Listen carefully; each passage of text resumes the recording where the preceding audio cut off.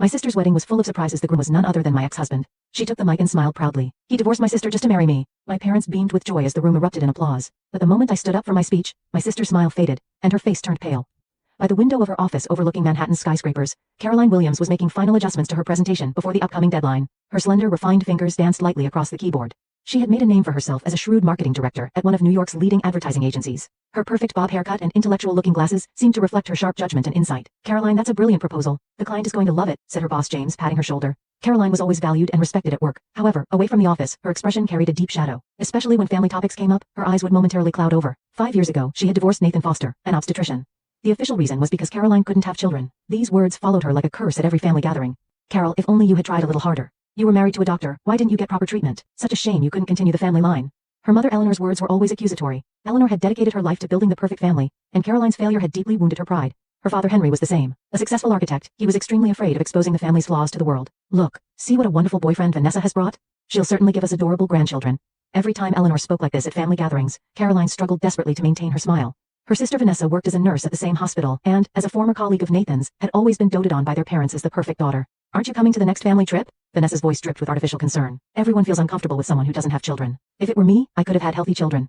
Such conversations repeated themselves whenever relatives gathered. After Caroline's divorce, her parents began to distance her from family gatherings. They told relatives that our daughter was abandoned by her husband because she couldn't bear children, treating her existence as if it were something shameful. Caroline took a glass of wine and exhaled deeply. From her high-rise Manhattan apartment, she could see the beautiful view of Central Park at dusk. Though she valued her alone time, occasionally she imagined children's laughter echoing through this spacious room. At such moments, a sharp pain would pierce her heart.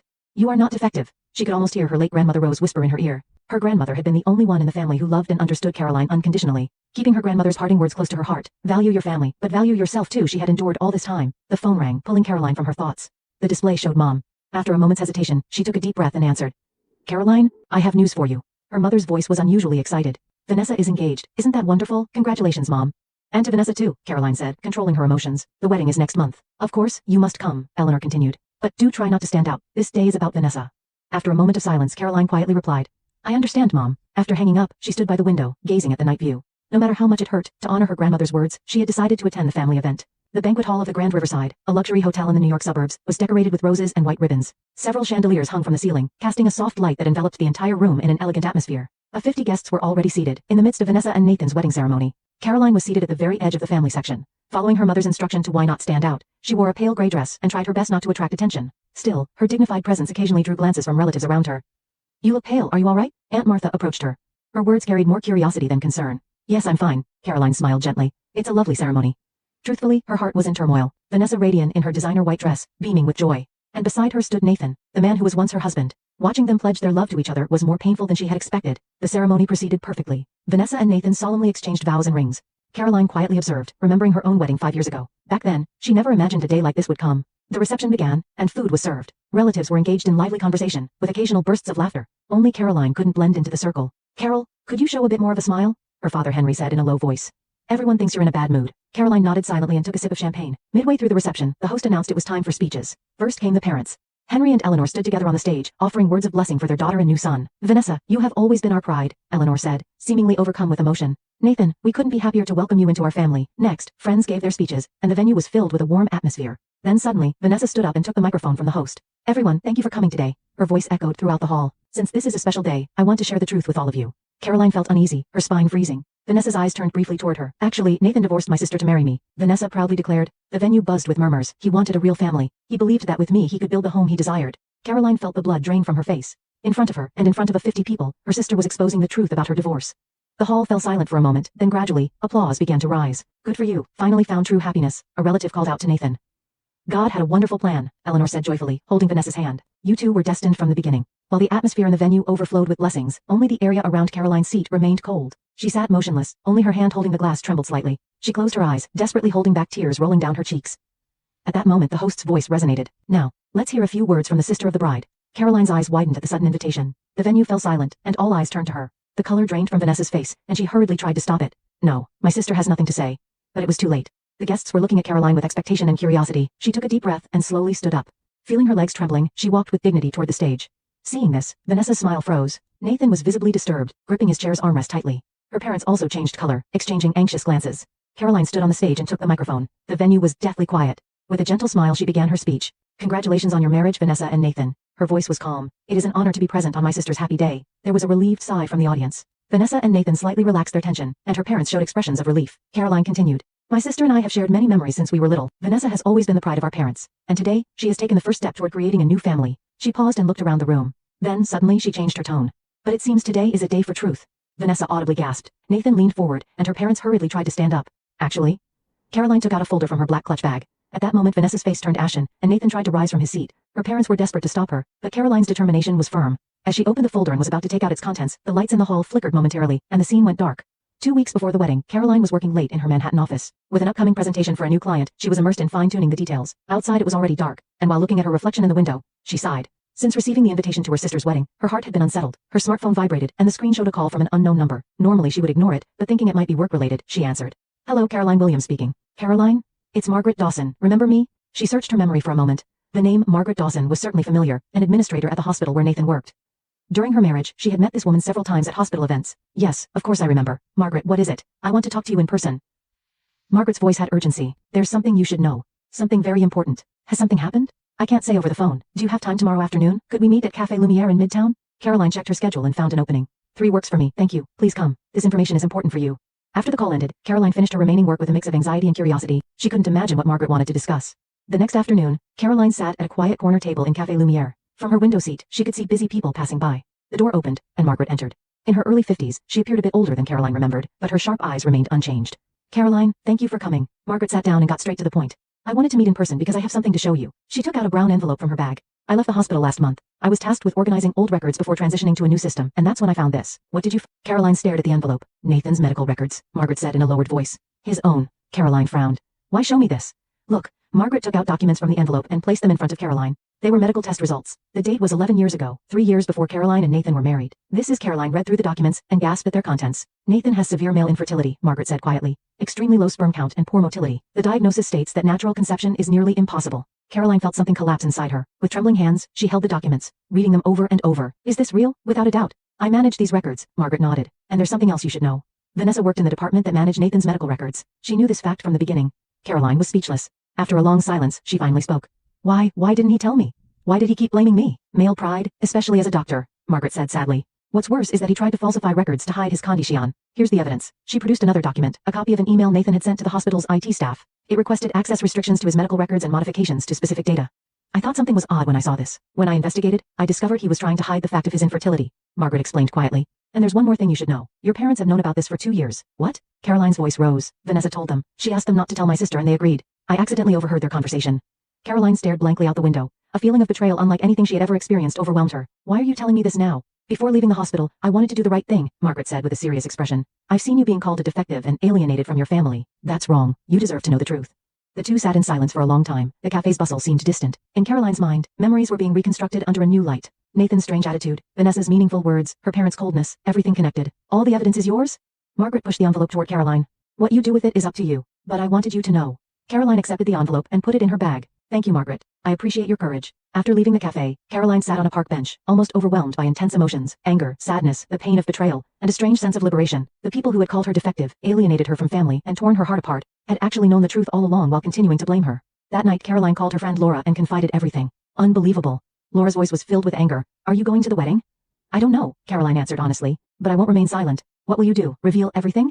Caroline's voice had regained its composure. Make the truth known. You'll destroy your family, Laura warned. They destroyed my life first, Caroline replied, gazing at the night view outside her window. For 5 years I've blamed myself. Enough is enough. Over the next few days Caroline verified the evidence, consulting with medical specialists to confirm the authenticity of the diagnosis. Everything was genuine. She also met with a lawyer, seeking legal advice about disclosing medical records. The day before the wedding, Caroline quietly resolved. She would sit at the edge of the family section, endure all the lies and humiliation, and then reveal the truth at the appropriate moment. The anger that had been sealed away for so long, now burned like a quiet flame within her. She opened her laptop and began drafting her speech. The first sentence was, truth sometimes comes with pain, but it is what sets us free. Tomorrow, everything would change. With this thought, Caroline lay down on her bed. Strangely, she fell into the most peaceful sleep she had experienced in years. The venue's lighting was restored, bringing brightness back to the hall. The momentary blackout seemed to herald the revelation of truth that was about to occur. Caroline continued to stand on the stage with the microphone in hand. Her expression was calm, but the determination in her eyes was unwavering. I apologize, there seems to have been an issue with the electrical system, the host said with a light laugh. Miss Caroline, please continue. Caroline nodded and took a deep breath. The venue was again shrouded in silence, with all eyes on her. Looking at Vanessa and Nathan's seats, both were visibly disturbed. Vanessa's face was pale, and Nathan sat restlessly in his chair. At her parents' seats, her mother Eleanor clasped her hands as if in prayer, while her father Henry watched his daughter with bated breath. Earlier, I was talking about memories of my sister and ex-husband, Caroline continued in a gentle voice. Our family has many memories. Christmas mornings when we gathered to open gifts. The surprise we made with a homemade cake for Dad's birthday. When we called out Vanessa's name loudly at her high school graduation. Warm smiles spread throughout the venue, easing the atmosphere. Caroline also smiled, but her eyes remained calm. But since Vanessa said this is a day for truth, let me also share the truth. Her tone changed. About the real reason Nathan and I divorced. At that moment, the venue seemed to freeze. Vanessa tried to stand up, but Nathan grabbed her arm to stop her. Her parents were clearly agitated. Caroline took copies of the medical records and the specialist's diagnosis statement from her clutch bag and instructed the hotel staff beside her. Seconds later, the documents were projected onto the venue's screen. This is Nathan's infertility diagnosis, Caroline said calmly. Notice the date. 3 years before our marriage. Sounds of surprise rose from the audience. Several attendees who appeared to be medical professionals leaned forward, intently studying the projected documents. In fact, Nathan, as a doctor, knew about his own severe male infertility, yet he continued to blame me, Caroline continued. During the last 2 years of our marriage, he called me defective and humiliated me in front of family as a wife who couldn't give him children. Nathan's face reddened with anger as he stood up and shouted, "That's fabricated, she's lying." Caroline calmly showed the next document. This is a reconfirmation diagnosis from a specialist last month, and there's something even more important. She looked around the venue, focusing on her parents and Vanessa. All three were frozen like statues. Nathan wasn't the only one who knew about this diagnosis. Caroline's voice was powerful. My parents and sister have known this fact for 2 years. Yet they called me a defective, excluded me from family gatherings, and spread rumors among relatives that I was a woman who can't have children. The venue erupted in commotion. Relatives looked shocked, glancing back and forth between Caroline and her parents and Vanessa. Nathan tried to stand and approach the stage, but 2 friends restrained him. Caroline, you're insane. What do you think you're doing with this story? I'm just telling the truth, Caroline replied calmly. Vanessa, as a nurse, you saw these medical records from the beginning. Yet, you tormented me, had a relationship with Nathan, and today claimed that he divorced to marry me. Vanessa covered her face, trembling. She couldn't say anything in return. Caroline projected the final document. And this is evidence that Nathan tried to falsify his medical records. It's a copy of an email to the hospital's IT staff. Please look at the date and content. The atmosphere in the venue changed. Initially filled with shock and disbelief, it gradually shifted to acceptance of the truth. Medical professionals whispered among themselves, "This is genuine," and their voices spread throughout the hall. Vanessa's friends began to distance themselves from her, with one bridesmaid asking, "Did you know?" Vanessa couldn't answer and just continued crying. Eleanor stood up and said in a trembling, angry voice, "Caroline, what do you gain by exposing family shame?" "It's the truth, Mom," Caroline answered with sadness. "For 5 years I was made to believe I was defective, but that's not true." Henry pulled Eleanor's arm to make her sit, then covered his face and began to cry. His shoulders shook violently.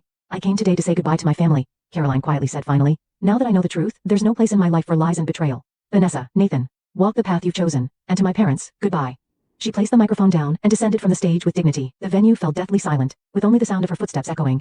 Caroline made eye contact with no one as she headed for the exit. When she opened the exit door, she didn't look back. She only walked forward. Behind her, the ceremony was being cancelled, and guests were quietly beginning to leave.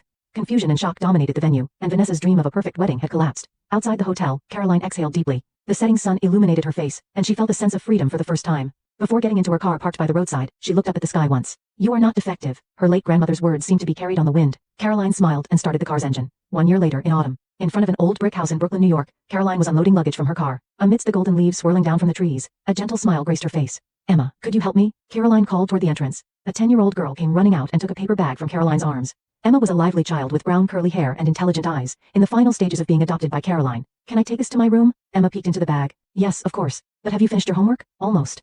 Emma laughed as she ran into the house. Caroline smiled as she carried the remaining luggage inside.